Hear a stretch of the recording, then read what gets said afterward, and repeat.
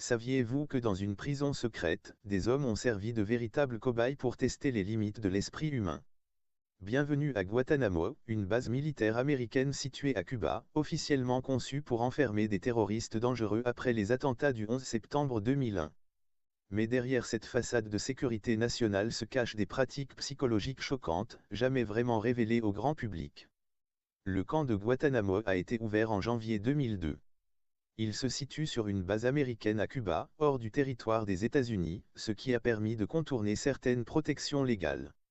Dès le départ, les conditions de détention étaient extrêmes, isolation totale, absence de procès, prisonniers détenus sans jugement. Ces mesures de sécurité étaient inspirées du programme SERE, utilisé par l'armée pour entraîner les soldats à résister à la torture. Mais à Guantanamo, ces techniques furent appliquées à des hommes innocents ou accusés sans preuve concrète. Les détenus ont subi des conditions physiques et mentales extrêmes.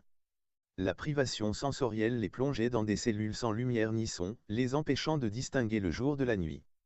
La privation de sommeil était quotidienne, réveils incessants, musique assourdissante, interrogatoires répétés. L'isolement prolongé pouvait durer plusieurs mois, provoquant un stress et une anxiété intense. Certaines méthodes exploitaient les phobies des détenus, exposition à des insectes, bruit constant, positions douloureuses. Toutes ces techniques visaient à briser la résistance mentale des prisonniers. Mais malgré la violence psychologique, elles n'ont pas permis de recueillir d'informations fiables. Beaucoup de détenus ont été forcés à donner de faux aveux. Les conséquences pour les détenus ont été dramatiques.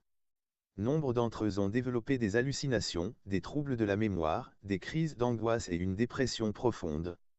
Certains ont tenté de mettre fin à leur jour. D'autres ont mené des grèves de la faim, certaines interrompues par des nourrissages forcés dénoncés par l'ONU. Ces méthodes ont laissé des cicatrices psychologiques irréversibles, bien au-delà de leur détention.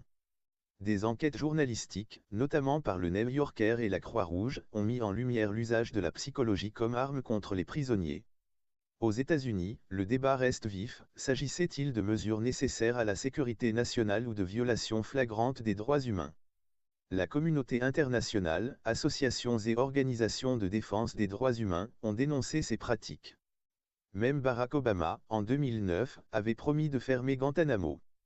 Pourtant, aujourd'hui, le camp est toujours actif. Guantanamo demeure un symbole controversé.